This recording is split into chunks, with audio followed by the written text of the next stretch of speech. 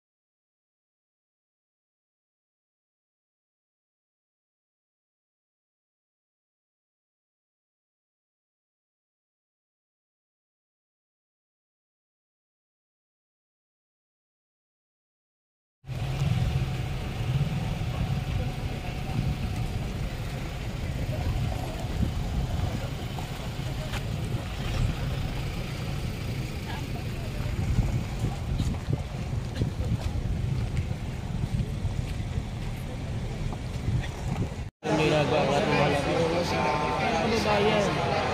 Pag-proof nyo muna. Pakita nyo muna na meron yung ginagawa ng mga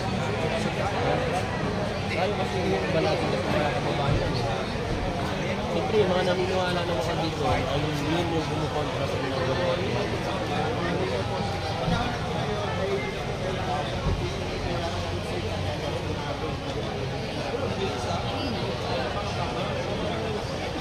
Nakikita natin. Parang po si Lizzy. Saka para hindi siya mabenta.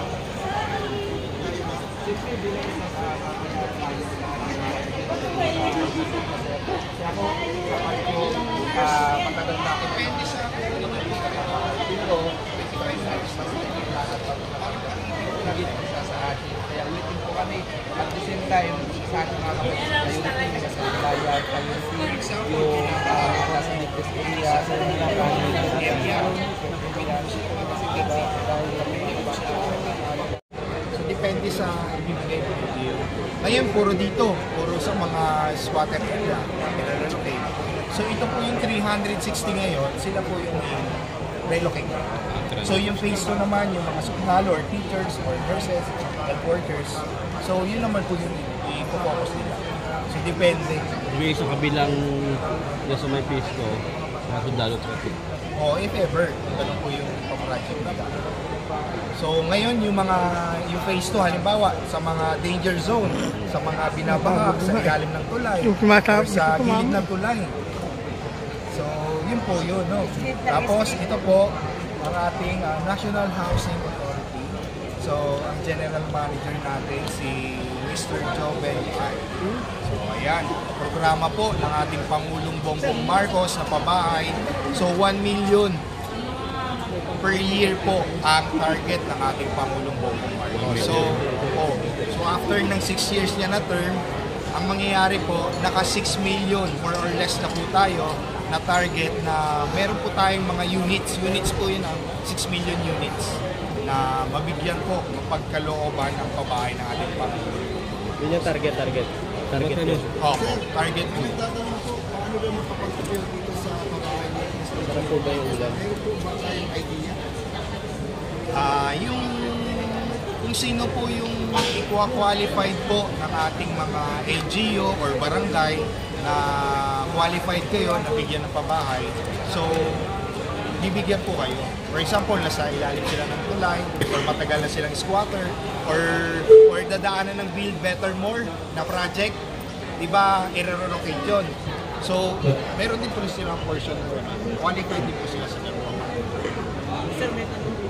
Saan po ba pwede mag-apply? Sa ating po mga LGU, for example ngayon, nalaman nyo may pabahay po ngayon dito sa Bacoor. So tatanong po kayo sa City Hall, tatanong mo muna sa barangay nyo po. Tapos yung barangay, i-CCI kayo, tapos yung LGU, tapos bago pumasok yung NHA. Bawal po tayo dumiretso sa NHA. Hindi po tayo pwedeng dumiretso sa NHA.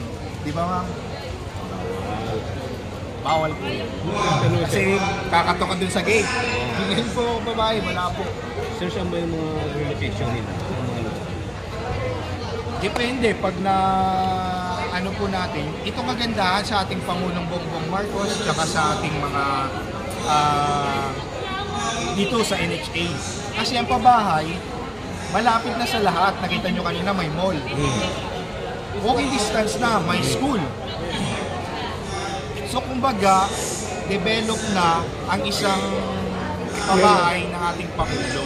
Kasi gusto ng ating Pangulo para yung mga dati, tawag doon, sa kanyang ama, bliss housing. Oo. Lahat po nandun na, yung palengke, yung eskwelahan, yung ating mga dito, mga establishments. Ilahan. Opo, lahat nandun na. So, hindi na sila simbahan, ano pa ba, na malapit. Oo, malapit na po sa lahat. Biliaran, basketball. Pero sir, may nagtatanong naman po. Magkano ba ang Opo. More or less po kasi yung monthly natin around 2,500 to 3,500. More or less ganun po yung monthly. So iba pa po yung syempre yung bill natin sa kuryente, tubig. Papasok po sa inyo yung monthly din. So affordable siya talaga. Parang nagre-renta ka lang pero nagkaroon ka ng bahay.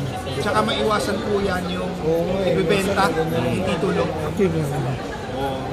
Bawal na benta. Pero siyempre, pag squatter ka lang, o sa ilalim ka ng tulay, yung pag doon, di ba hindi kaya? Meron naman silang option kung saan mga pabahay na Opo, mas depende mababa. po sa inyo, tama po yun. May option tayo kung gusto nyo ng 25 years, 30 years, 35 years, pwede po. As long as na kaya. So dahil ito kondo, di siyempre mas mababang monthly, merong pabahay, di ba? Yung ano lang siya, yung kasama yung lupa. Ito yan, yung mga single, yung Yung house. condo studio. Hindi, yung sa ibang lugar ba? Sa ibang lugar. Ano po yun? Mga row house. Gano'n. Row house. Depende po. Pero ang ano na talaga, yung target ng ating Pangulo, yung ano na, yung ganito. Kasi less yung lupa. Okay. Mag-isal na tayo guys. Thank you so much. Dito sa Sudan, sa Unaran, Barangay Malinong, Bacoor.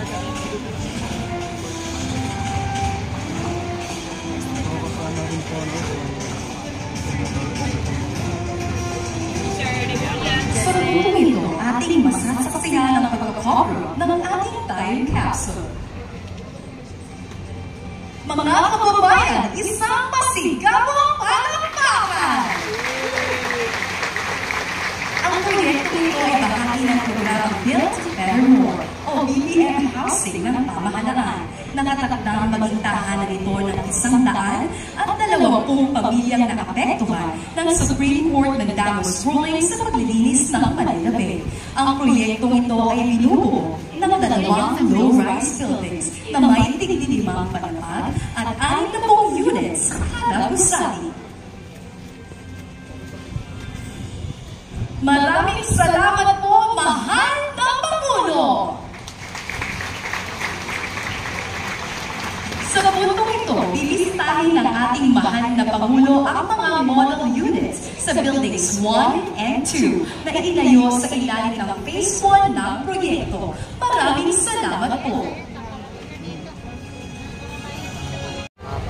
At upang pasimulan ang ating programa, ating tawagin ang nagalang-galang na alkalde ng Bacoor City, Mayor Frank Revilla, para sa kanyang tambuhan na pananalibat.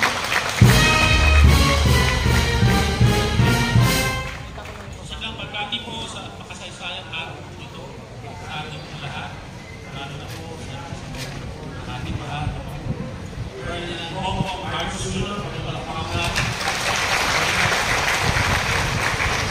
Siyempre sa ating mga panahon ipantahan, mga bisita na natin dito.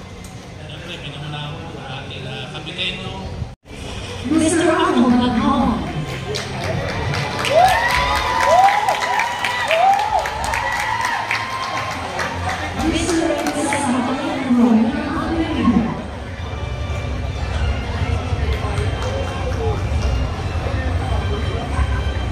Mrs. President Alicia.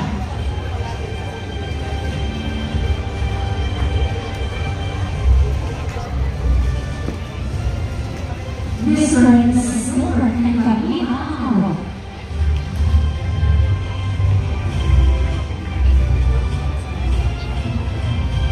Mr. and Mrs. John Ross and Geraldine Jimenez.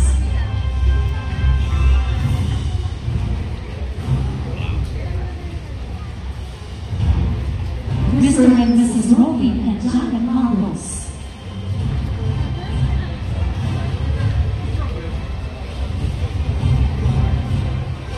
Mr. Alan Bobra and Ms. Aiza Zumba.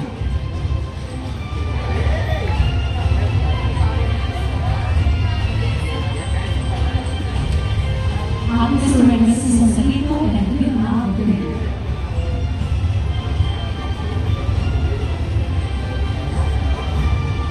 Maraming salamat po mga kapamilya at congratulations sa lahat ng mga nakatagapit sa at sa punto po ito, ating mga tawagin sa Department of Studies na nagdadala ng Sekretary ng Bansa upang ipakilala ang ating panguhing pananahan.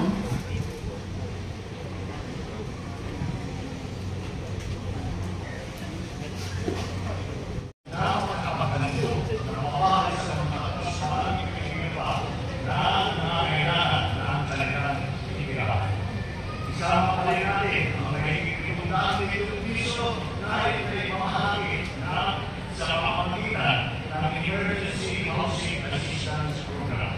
Sa may isang lahat ng mga pumulong pamilya na naapektuhan ng kanilang tulad ng nasunog, nabaha, lindol, at 20 Tewa, hindi pa gawa.